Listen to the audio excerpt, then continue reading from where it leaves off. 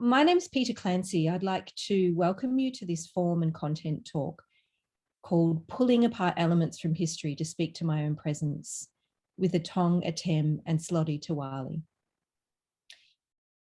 Presented by Monash Art, Design and Architecture, programmed by Monash University Museum of Art, presented as part of Photo 2022. Form and content is a mix of 14 live and pre-recorded events featuring the voices of renowned First Nations, Australian and international artists, designers, architects, curators and academics. I'm a descendant of the Bangarang Nation from southeastern Australia. I'm Associate Dean Indigenous at Monash Art, Design and Architecture. I'm situated here in my studio office in Coburg. I would like to acknowledge and pay my respects to the traditional custodians and owners of the land and waterways where I am today, the Wurundjeri Woiwurrung people of the Kulin Nation. I've lived on this country for my entire life. This land and its waterways have sustained, nurtured and held me carefully and deeply over these years. I pay my respects to elders past, present and emerging, and to all First Nations people present here today. This always was and always will be Aboriginal land. My cultural heritage is mixed, like so many of us. I'm a proud Bangarang woman and feel deeply connected to my Bangarang ancestry. My grandmother's father was born on our traditional country at Kamaraganja Mission. It's complex though. Having said this, I also acknowledge that my grandfather was of English heritage. I'm also a descendant of the colonisers and pay my respects, and I'm truly sorry for the past oppression, racism and genocide perpetuated by these ancestors. I outline this aspect of my heritage in relation to the diasporic nature of Australia and its complexities as a starting point for our conversation today. To give a visual description of myself, I'm sitting here with a little bit of pink on my chest and I have brown hair, it's tied back, I have my glasses on, reading glasses and a warm cardigan, and in the background is an installation photograph of one of my installations at the Bendigo Art Gallery. It's a 19th century space. And I'm delighted to say that joining me today, as I mentioned, is Atong Atem, who is an Ethiopian-born South Sudanese artist and writer living in Nam, who was recently awarded the La Prairie Art Award, which involved acquisition of her work in the Art Gallery of New South Wales collection and an international residency in Zurich in June. Atong's work has been exhibited at the Messams Gallery in London, Red Hook's Labs in New York, Vogue Fashion Fair in Milan, and Unseen Amsterdam Art Fair. She is represented by Mars Gallery, Melbourne. And Salote Tawale has exhibited nationally and internationally, including at the 10th Asia Pacific Triennial at Queensland Art Gallery at the Gallery of Modern Art in Brisbane in 2021, as well as at the Perth Institute of Contemporary Art, ACCA, Australian Centre for Contemporary Art, and Parasite, Hong Kong. In 2020, Salote was awarded both the Michaela and Adrian Finney Artist Fellowship from the Sheila Foundation and the Mosman Art Prize. And in 2017, she was awarded the Create New South Wales Visual Arts Fellowship. So I would like to invite Atong, who, if you would like to start and to present some of your work, will be Salote and Atong will be talking about some of their artwork, and then we'll be having an open conversation based on their artwork and things that come up and kind of responding to their artwork and what we feel is important to talk about. Atong. Thank you so much, Peter. And I'll give a quick visual description of myself as well. I'm a dark-skinned Black woman. I'm sitting in a room that has a white brick wall. I've got a framed print behind me. I'm wearing a brown sweater, tiny little coloured beads, a grey sweater underneath it and hexagonal glasses. Yes, so I'll start by sharing the work that I think is most relevant to this topic of discussion, which is my series called Banksia, which I made in 2020 as part of Rising Festival, which unfortunately wasn't able to launch until this year because of COVID. So this is work that, although it's been worked on for so long and has sort of existed for multiple years, hasn't really been seen by many people. So I'm really excited to start actually sharing it. So I'll actually begin with like a short excerpt of the film, which is 8 minutes long. I'll play about, I don't know, a minute and a half of it. We can see if that's too long. And then I'll also share some stills from it that I also exhibited and will be exhibiting this year as well. So let's go.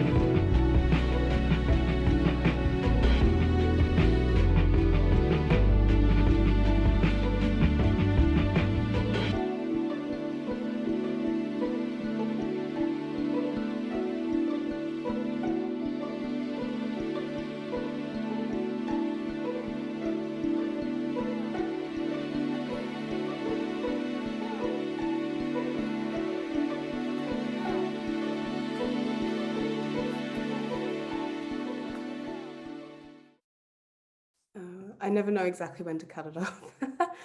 And yeah, here are some of the stills from it that sort of complement the video work. Banksia came about as a response to initially a series that I made for the Immigration Museum as part of Photo Festival 2020. So in my research for that work, which ended up being a series of 7 portraits of friends of mine that I made that were exhibited in that sort of main corridor that leads to the outside area of the Immigration Museum. And they were like very tall, kind of floor to ceiling portraits.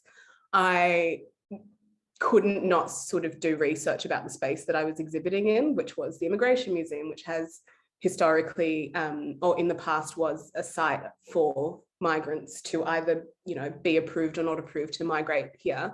And that got me sort of curious about my relationship to this place as a migrant, my relationship to the Australian colonial project as a migrant whose permission to be here, so to speak, was granted by, you know, colonial powers. And it was just an interesting dialogue, I suppose, with myself and my own identity as a migrant and what that means, and, you know, I suppose permission and all of that sort of stuff. So that research sort of led to me becoming really, really interested and fascinated in the ways that migration policies have changed so much in the history of this country, and how migrants have historically been used as tools to further the colonial project. Like, we're often kind of pawns whose positionality is used, I suppose, in a lot of ways to not necessarily support, you know, our own identities and cultures, but to work to validate, you know, Australia or the colonial kind of narrative of this country. And I wanted to make a work then, after the Immigration Museum work, that was sort of parodying Orientalist depictions of peoples, like my people, South Sudanese people, and how those kind of depictions have been used as this weird sort of pseudo-celebration of culture within colonial powers.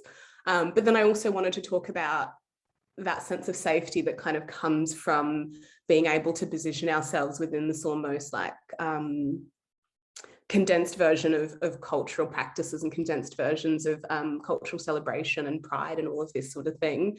So yeah, Banksia sort of came out of that, and it was very much about me telling my own relationship to migration and my own sort of formulation of identity as a migrant, and how often that changes, how fleeting it is, how temporal it is, how much it relates to where I am at the current point, and the fact of like my migrant identity sort of being specifically pivoting on like who I'm speaking to when I'm talking about that. Like, who I am as a migrant changes depending on whether I'm speaking to my mother or speaking within, like, you know, the art context, or speaking to you know, First Nations peoples here, or speaking to people in South Sudan.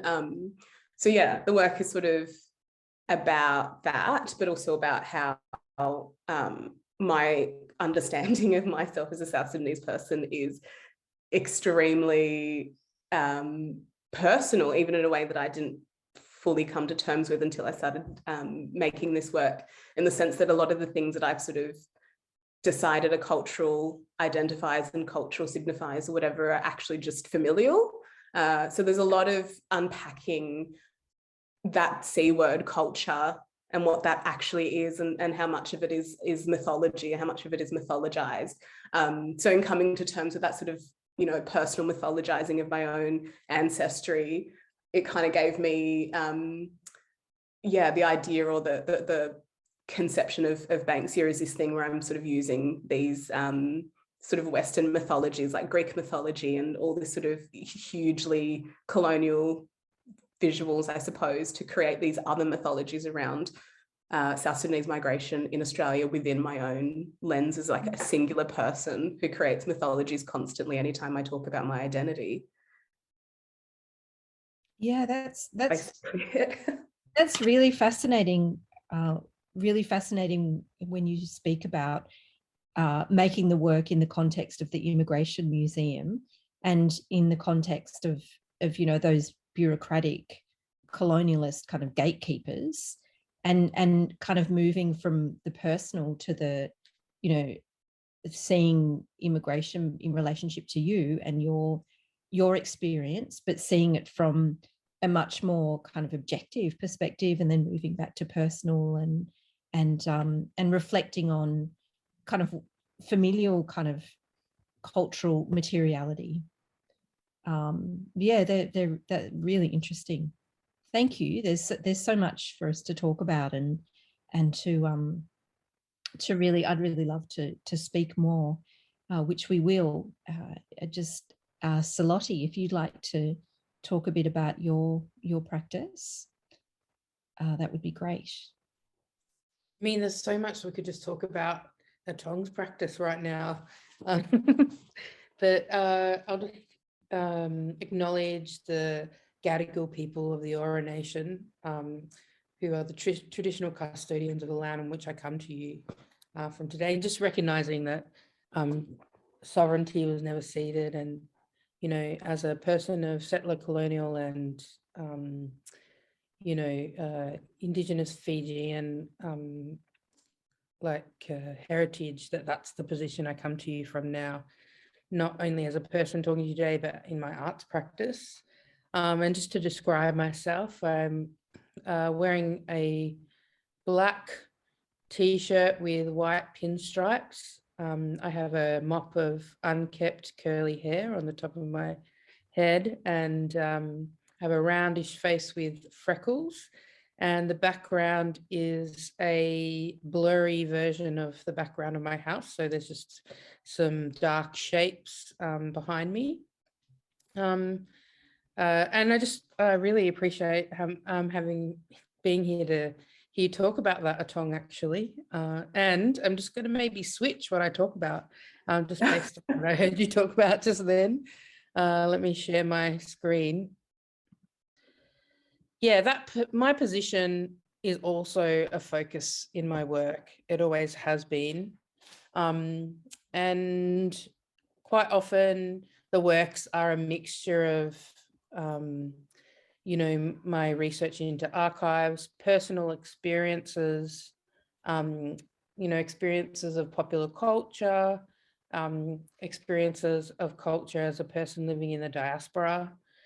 And so this work that I just wanted to talk about, and I'm just going to work from my website here, is a work that was actually a long time in the making. It comes from a residency I had in the UK looking at ethnographic imagery and objects from the Cambridge collection of Fijian stuff. They've got heaps of Fijian stuff there.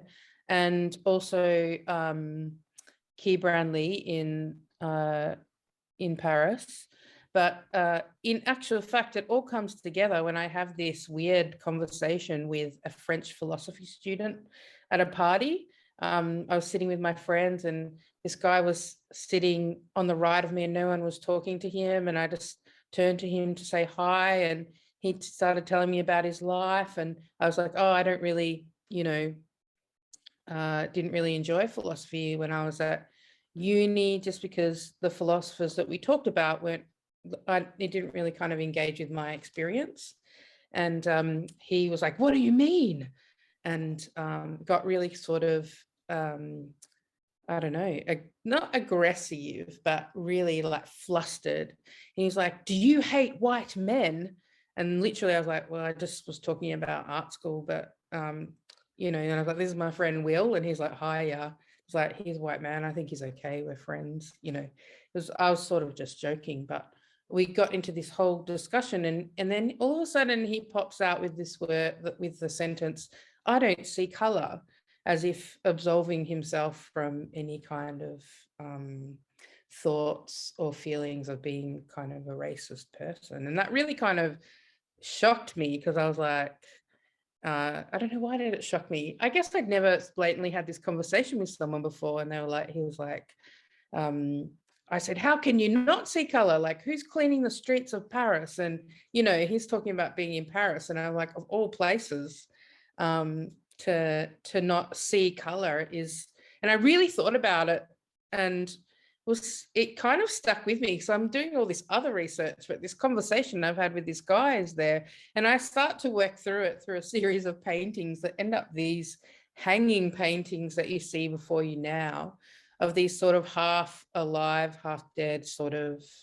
face structures that kind of hang in the air, and they're hanging on pulleys, and they're held up by these architectural fixtures like bricks and things like that. And then the room is and it was at Pika in Perth, and West End Gallery is quite a well-known gallery, and it's been there's been many exhibitions in it, and I was trying to find a way to create a different kind of space in that gallery, whilst thinking about I don't see color. So I decided to kind of blast color into the situation and fight the architecture.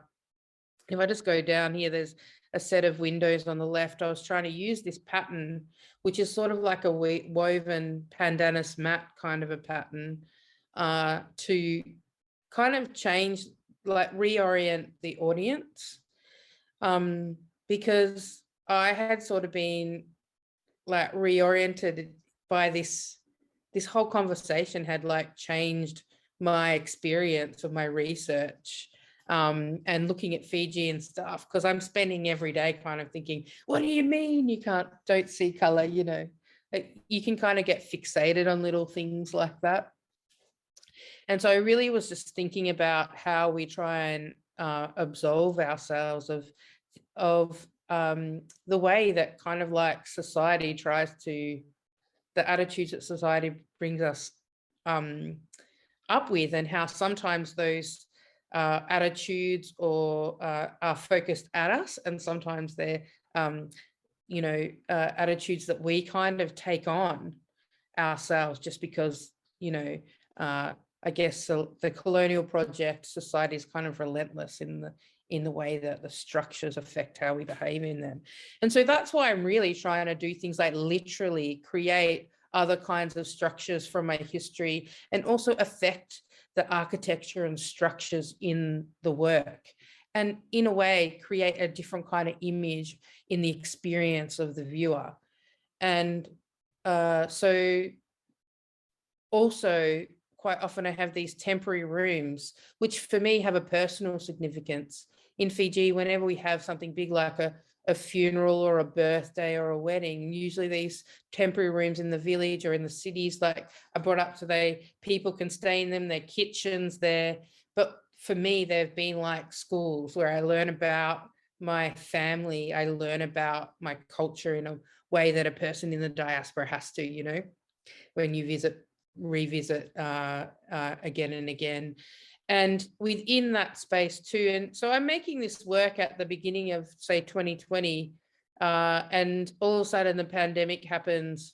I've had this research period, I'm making these paintings, I'm thinking about structural, the issues with the structure and how it affects the attitudes of people, and how we're like, how important it is not only who's visiting places, but who are making the decisions for places, for institutions, say.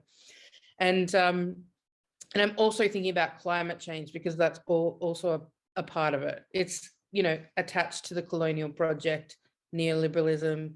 It's attached to, like, you know, I'm from the Pacific. It's a very relevant conversation right now. It should be a relevant conversation for us here in Australia. It's, I think, very relevant for places that have like snow and summer, because they are noticing those changes more in what the winter is like, that kind of thing. So as you can tell, a lot of things happening for me during this. And I think that comes through with how many elements make up this work, actually. It's quite overwhelming.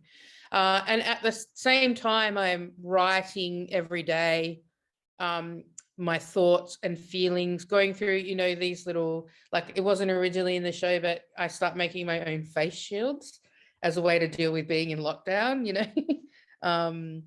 And just discussing face shields with people, you know, like you see those pictures of, there were like people with their kids have like a plastic bottle on their head. And I kept thinking, genius, what a great way to recycle, but also protect your children. You know, and I create this video work, which I'll just show a bit of a excerpt of. And the video work really is me like editing these thoughts I'm having and feelings that I'm having, and relating them, and kind of trying to find a poetic way to like create sort of a video about it. Whoops, that's another video. So many videos, guys.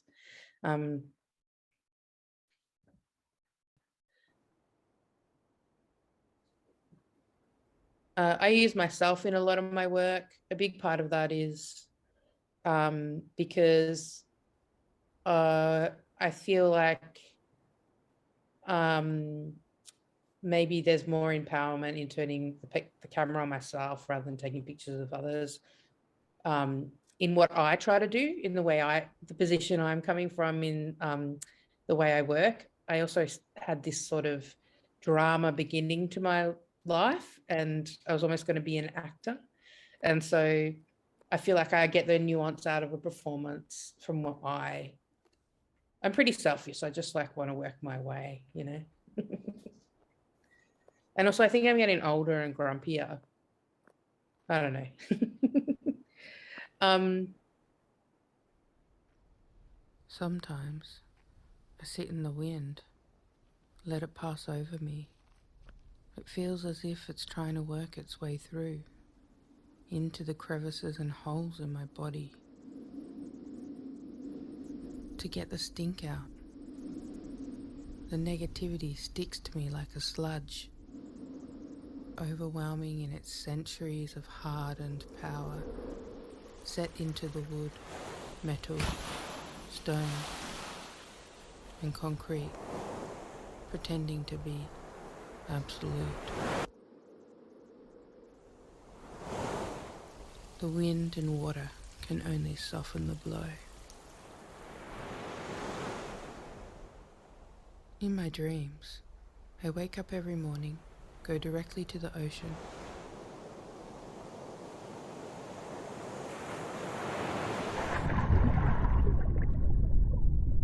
As I plunge into the waves, the thick sea encloses around me, holding me with its power. I can't breathe, but I glide freely. The ocean allows me to... I'll just stop there. I mean, it's sort of like a real departure for me to like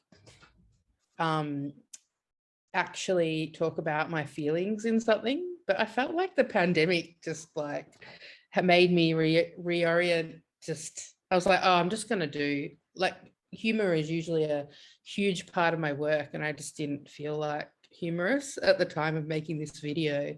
And so a lot of it, the video, it also ends up being a response to like this, in a way, this argument I have with this guy at a party that I barely know, that sticks with me, because I think that's what happens when you're caught in structures, or you're caught in like what is the normal everyday, and then something happens that is so disturbing to you that you replay it again and again.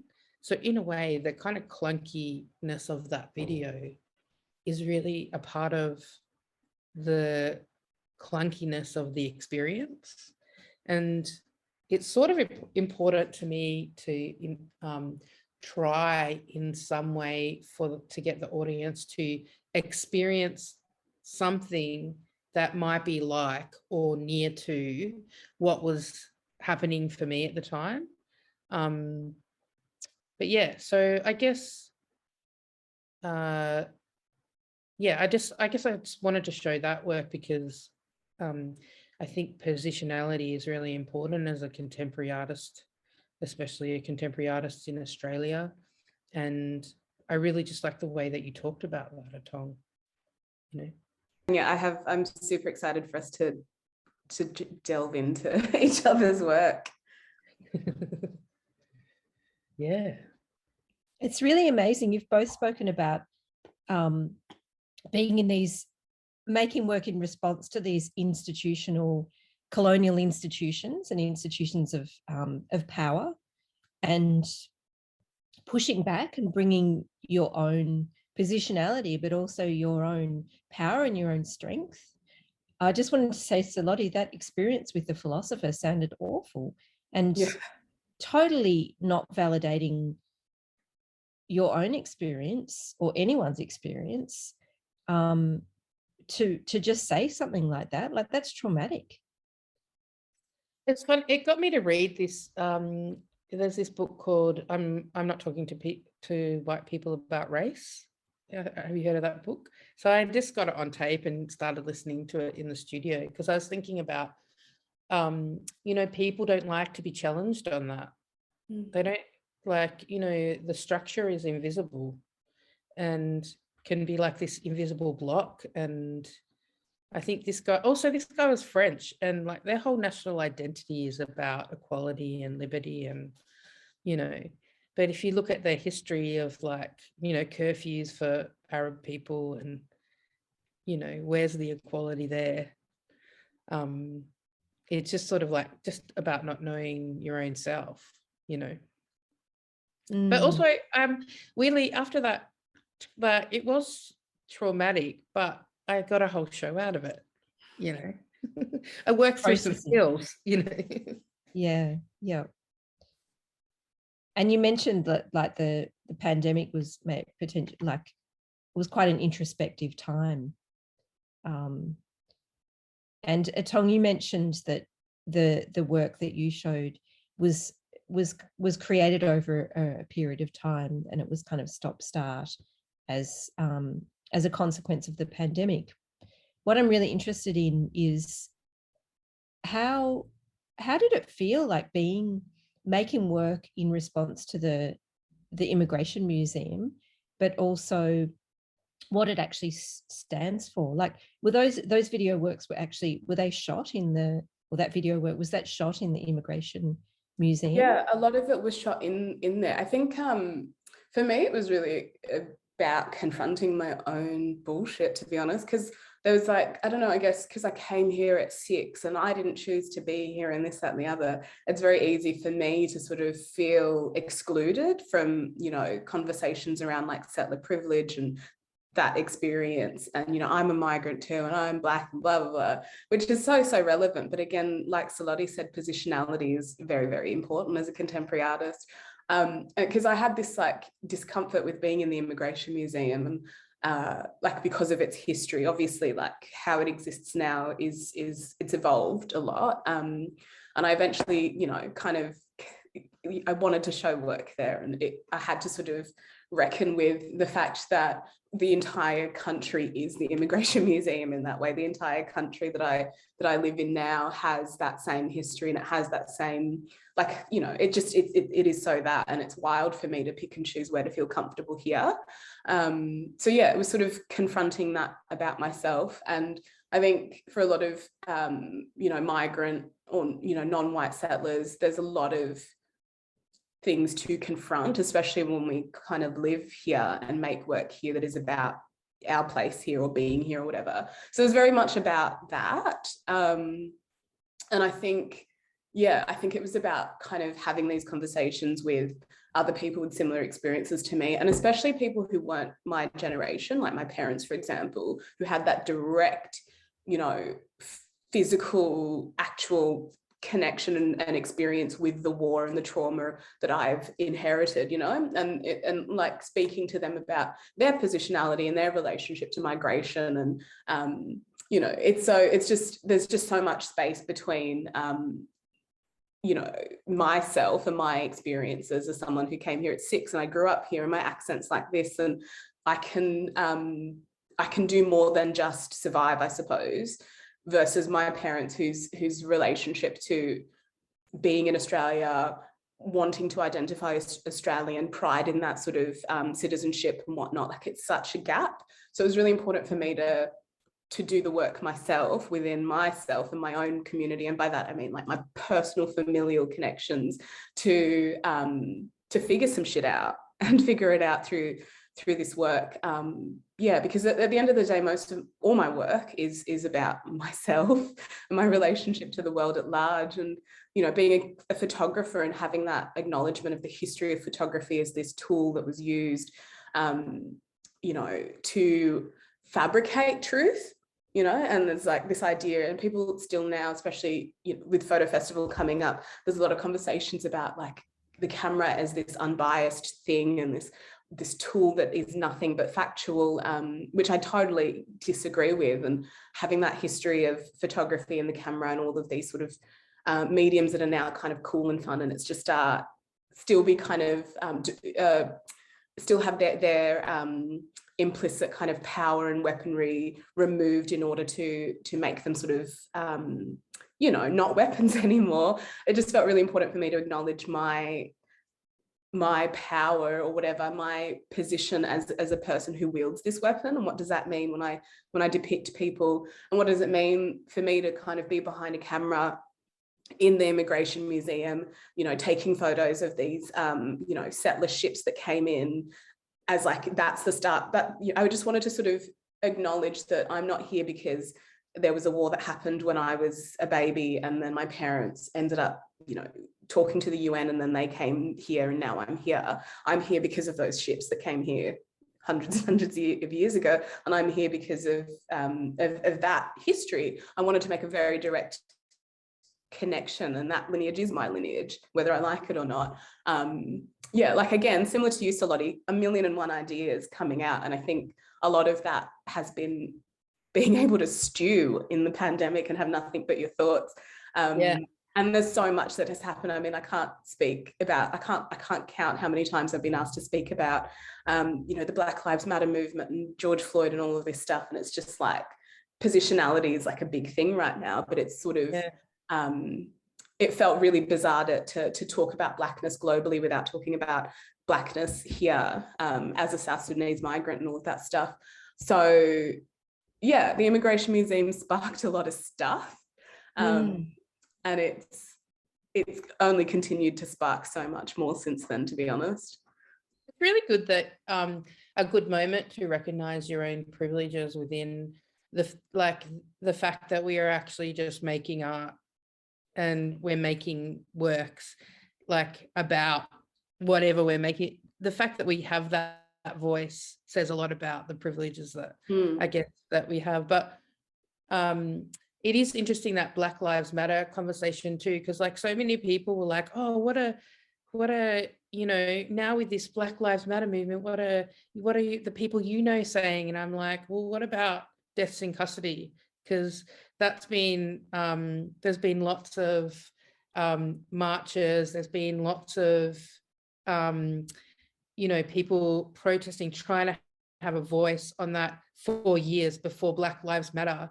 And you know, like, you know, when somebody asked me that, I was like, I can't comment on this American thing actually, but I can comment on how like maybe it's more palatable to hear about Black Lives Matter. And I'm glad the conversation's here. I'm not saying that. It's just like you're saying, what are the origins, that what was happening before that that we didn't, that like people didn't hear, you know? What are the layers, and what are the layers that are happening there? But I love how you're talking too about, it's about those ships. You know, if we really think about our position, and Peter, like, you know, what you were saying when you started about we all have these fraught histories, and they are about the colonial project, and they are histories. There isn't one. There's so many there. And because you know, when you were talking to, sorry, another thing, and hopefully this isn't pushing in the wrong direction, is that I went to a funeral in Fiji, and everyone was filming the whole thing. Like everyone had their cameras out, their iPads, and I hadn't been to a funeral in Fiji, and I was like, wowza, what's happening here? Like everybody's like live feeding, and you know, I actually have a picture of everyone at the grave like taking selfies, or like a picture of like 15 people taking a picture of 15 other people on the other side of the, and it was this moment when I thought, because I stopped taking pictures of like doing street photography a while ago, because I'm like, why am I taking these moments? What for? You know, I was really kind of considering like I guess my position, right? What's the point of this? And so that's when I started to use myself in my work, and I'd also seen some feminist video works, and I think we were in a show together when I first told that story. But yeah, and so that kind of like changed the way that I thought about how I would use photography, and that's why I turned it on myself, because of the kind of history that I wanted to, legacy that I wanted my actions to sit in.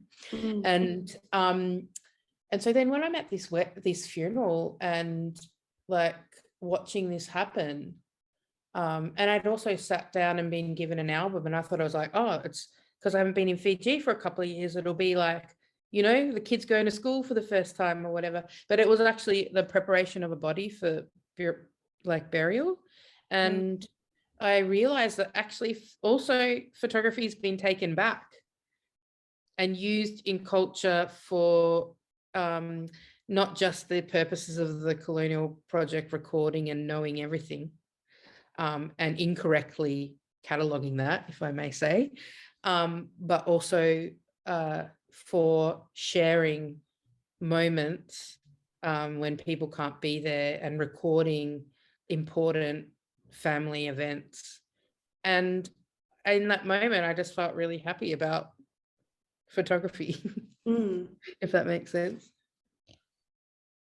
Atong, when we were talking, you were talking about kind of the complexities of photography being this colonialist tool, but then like for you, you know, the importance of and the significance and how you actually feel very emotionally connected to photography in relationship to photos of your family, or I think I've spoken to one of the photography librarians at the State Library of Victoria, and for a lot of Aboriginal communities, these photographs, which were, you know, taken as colonialist objects, are so precious for a lot of communities. I think there's this really strange kind of power relationship where they're like these incredible talismans, or they're just really important cultural material. Yeah, I agree. And there's also something, I've got like 1,000,001 thoughts all at once. So I'm going to try to catalog them, because I wanted to ask you, Salote, about I suppose, well, not ask, but a comment on that funeral. And it's such a, I was nodding profusely because it's such a thing in South Sudan as well, where there's this weird thing. I don't know if I'm just going to kind of like speak from brain to mouth. So there might be some synapses like breaking as I speak, just trying to figure out my thoughts. But there's this interesting thing. I think part of like maybe the danger or the weird relationship that I have to photography is this like historically disgusting tool, or this tool that has been used in historically disgusting ways, is because there's almost like a lack of reverence to the power of like capturing imagery. And I remember as a kid hearing all these like really, you know, messed up stories that I thought were just so racist, but in hindsight, you know, anyway, just those stories and those ideas of like, you know, some British dude will go to some country and like photograph people, and the people would be like, oh no, don't steal my soul or whatever. And I'd be like, oh, you know, roll my eyes, that's so racist. But you know, so much of my thinking over time, it's like, please do not steal my soul, actually, because there's so much essentially ownership, so much power in the ability to depict someone in this like scientific medium. So it's not a painting where, you know, the artist is already given license to depict and present in whatever way they want, and it's already removed from reality just by the act of it being, you know, whatever painted. And I love painting, but it's seen as this, it's just, you know, from this real thing to the technology to the result is, it's nothing but truth. And I think those stories, and a lot of my family members have like attested to some of those dialogues around photography being like absolute reality. It comes from this understanding of what historically has been done with depictions, with portrayals, especially from colonial powers. So I do find it really fascinating that now the reverence of photography means that there's a lot of people who culturally are inclined to use it as a tool to document, and that means like documenting your actual day-to-day experiences in a way that leads to people documenting a funeral and documenting their actual like positioning themselves within the frame of the funeral in a selfie or in weddings and all this stuff. And it's like this almost, I don't know, I think like a lot of Western cultures sort of see that as the opposite of reverence, but like maybe it's false to sort of hinder your desire to showcase your actual experience or something. I don't know, I'm still developing those ideas, but yeah, I just find that really, really fascinating. And I think a lot to think around it. No, sorry, I'm just saying there's a lot to think about, like just saying what you know, there's a lot to think around it about, like, because I did find myself in judgment, and then I was like, oh, what structure am I from that I'm like, you know, I felt in that moment really Western about it. And you're right, that power that you're talking about, but and that the depiction of, hey, you know, by the gravesite, and like as like it's a necessary thing, like for people who weren't there, or to remember that moment, or like, you know, all those kind of things that I like would be shunned here. And you're right, when you talk about, sorry, I interject, sorry, but when you were talking about the power of it, you also mentioned something earlier about being aware of your own creation of mythologies. And so, like, I think they're all wrapped up in each other, aren't they? Like, one of them is an unconscious need to share with your community and to share your experiences, but it can look like you're making TikToks or whatever in a different, like I don't know, it looks different from a Western standpoint, say, maybe. And then the other is like, you know, as a maker, there is power in the object, there is power in the image, that especially when you are making work about legacies, histories, but you're shaping it as well. Like, understanding in that remaking of history or retelling of a story or retelling of an idea, there is a kind of a pressure on you to be aware of this kind of power that you're talking about. Have I got that right in the way that you were talking about it? Yeah, absolutely. It's just, I think as you were speaking, I was thinking of like maybe the distinction I'm trying to make is between like that self-conscious use of depiction, the tools of depiction in like a self-conscious kind of, how will people perceive this thing? How do I manipulate this so that it presents, you know, what I'm showing the way that I want to show it, without acknowledging that that's what's happening when you're photographing or filming or recording, that you are like creating a universe. Just because the tools are neutral doesn't mean you are, versus that unself-conscious, like, it is what it is. I'm taking a selfie in front of a grave because I'm here, you know, and it's like this sort of, maybe that's the distinction I'm acknowledging or something. And it's not to say that, you know, there's no tradition of that self-conscious universe making, mythology making in my culture, and that's what I do with a lot of my photography. It is that sort of studio setup where the lighting, the costume, everything is set, but that's, we're saying that we're doing that, you know. I'm not pretending that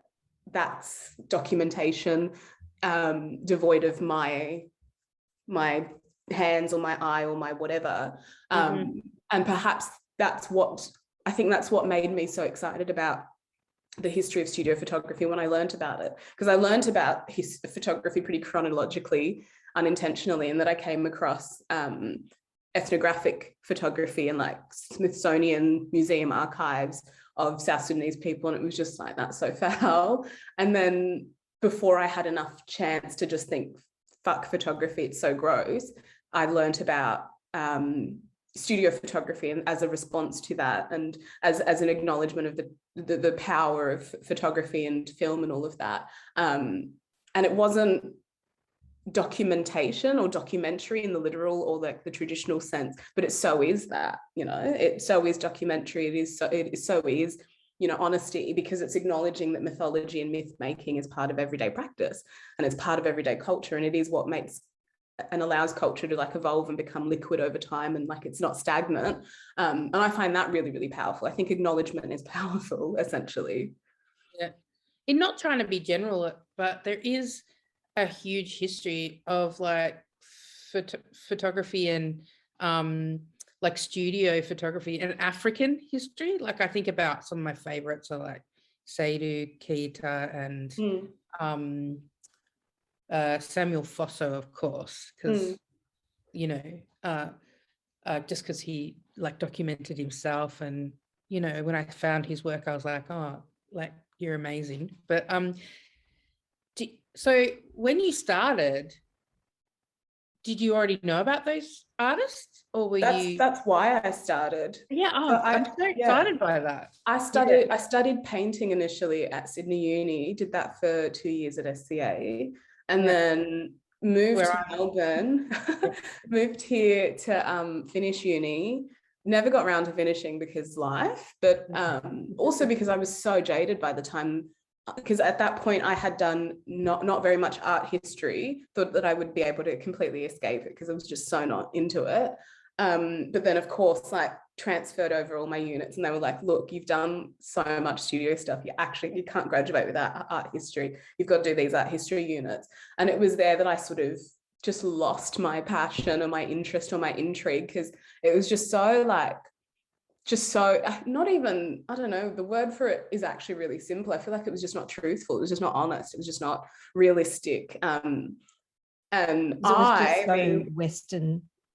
Absolutely. And it's not like, I mean, I reference those things in the work that I do now, like Banksia very, very, very much references like neoclassical painting and the sort of French classical, whatever, all that jazz that I definitely studied. And that's like relevant, you know, I speak English, that's not my language. I'm using that as a tool, and I love to use this language to present my ideas or my worldview or whatever, in the same way that I reference, like, you know, Eurocentric art histories, because there's things that I find visually beautiful and interesting and aesthetically and thoughtfully, and, you know, it's great, it's all amazing. It's just not the full picture. And it was such a shame for me when I was like, you know, this young little kid that's like, I want to learn. This is something I'm interested in. Teach me the ways of the world as an artist. And all I was presented with was a slice of a pie that like I was allergic to, you know. Mm. So it felt really necessary for me to do my own research. And yeah, I came across those artists, and I was really just heartbroken in all of, and I was in uni for a total of 10 years. And in all of those years that I was in uni, at no point were any of these art histories presented to me. And it's not that they haven't been studied, it's not that people haven't done PhDs, it's just for whatever reason they weren't seen as relevant. Maybe because there weren't that many African students, I don't know, whatever reason, they just weren't seen as relevant. I mean, I've got ideas. So when I learned about studio photographers, specifically and predominantly in West Africa, it just was like, okay, this is what I want to do. This is the art that I want to make. This is the history that whether I want to or not, am part of as an artist. If I'm a contemporary artist making work in this world, then I'm part of that pre-existing history of African art and image making. And that's when I picked up a camera for the first time, and I was like, I'm making culture. I'm making, you know, I'm making work, and grateful that I liked it. Otherwise, I probably would have gone back to architecture and made some really shoddy buildings. But yeah, it is so that thing of like, you don't kind of, I don't know, it's just really important to know history, I guess. Yeah, but once again, position. Like, sorry, Peter. Oh, I was just going to say, no, it's just sparking so many thoughts, but it's to know history, but it's about which history. And it's about, like, you had to find it. Absolutely, yeah. But it's interesting though, the finding of it. I like, at the time there was so much, like, I'd use the language of like, oh, I discovered this, I discovered that. And I think the other thing is like, it's so important to remember, or to acknowledge, for me anyway, and this isn't universal by any stretch, but for me it's really important to really, really acknowledge that it existed before me, and I'm part of it, but there's nothing really very new about what I'm saying and doing and thinking as an artist. And I don't necessarily, you know, seek to make anything new, but it is that kind of acknowledgement, I suppose, of something that I'm already a part of just by being born into the world and wanting to make art. But yeah, unfortunately, that's not presented, and it's not seen as an option, and we have to sort of do our own work. I'm sorry. Oh, look, I take that, but also I'm really glad that I did that research. Otherwise, I would have been making, honestly, not great paintings. It is true. Like, in finding your own practice, you do need to find your own way. If like, you know, you kind of need the hardship of finding the things that you connect to, your own like histories, your own way of making, your own processes, like in the way that you think, but also in the way that you make. I mean, that's sort of why we do it. Yeah, I'm curious about what those have been for you, maybe for both of you, just those things that you've had to go find it for yourself that have influenced or impacted your making now. Well, do you want to go first, Peter? Because I've done a lot of talking. I was just thinking of an example, which isn't related to, well, it is related to what I'm making now, but it's not a visual reference. But when I was in year 12, I was studying Australian history, and I ended up finding for some reason, I came across Margaret Tucker's autobiography, and she was a member of the Stolen Generation, and she was from Kamaraganja, where my family are from. And I read the story, and it just was really bizarre because my teacher at the time didn't provide any context. There was just absolutely no context. So the only thing that I could do was to retell the story. Like the only history that we were ever told about was like the wars and the World War I, the World War II, and Gallipoli, and it's just completely, startling. There was no frontier wars discussion back then in the same way that it is now. Like, it didn't have a name. Exactly. And my grandmother was ashamed of being Aboriginal. And that was a part of survival. And so I quite often think about that there was just absolutely kind of no context.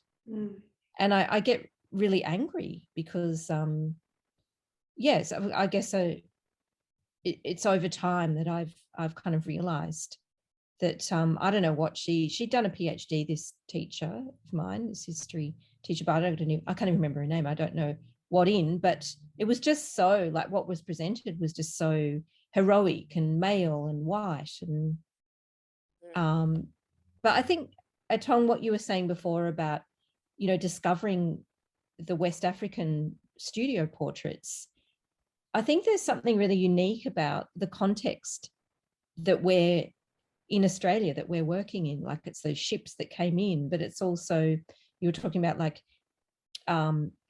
immigration laws. But Australia is profoundly horrendous when it comes to immigration. They're like some of the toughest laws in the world. Yeah, it's true. And it's so bizarre because I keep remembering that every time the conversation comes up, there's an election around the corner, so the conversation always comes up. That my family and I came here under John Howard's, prime ministership, and it's just wacky to me that he was in some ways a little bit more liberal or whatever, liberal in the American sense of the word, than where we are now, almost 30 years later. It's just extremely intense thinking about just the luck, honestly, of timing or whatever that allowed that to happen for my family. Like, who knows what would have happened if it was 10 years earlier or later, So yeah, it is, you're right, it's pretty horrendous in terms of immigration laws here. And my family story is one of the like better, much more privileged, much more like, it was a lot easier for us compared to a lot of other people who have migrated or attempted to migrate here. And even then it was like, 12 years before we could see our dad, or, so many very, very challenging things. So there is a lot of, this is a place in the world, isn't it? I mean, interesting that, like, we can never really think, I guess one thing the last maybe, I don't know, 2 to 10 years or maybe even 50 years have taught us that it's like a mistake to think, it can't get worse or something, those attitudes. And immigration does come up as like a political tool all the time.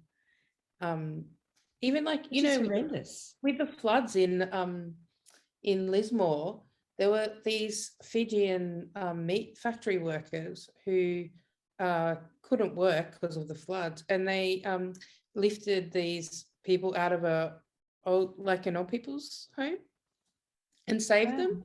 And so then all of a sudden there's this whole discussion about, these are the kind of people we want as citizens. And I was like, this is horrible. This is that call happens because of that, like, for being human.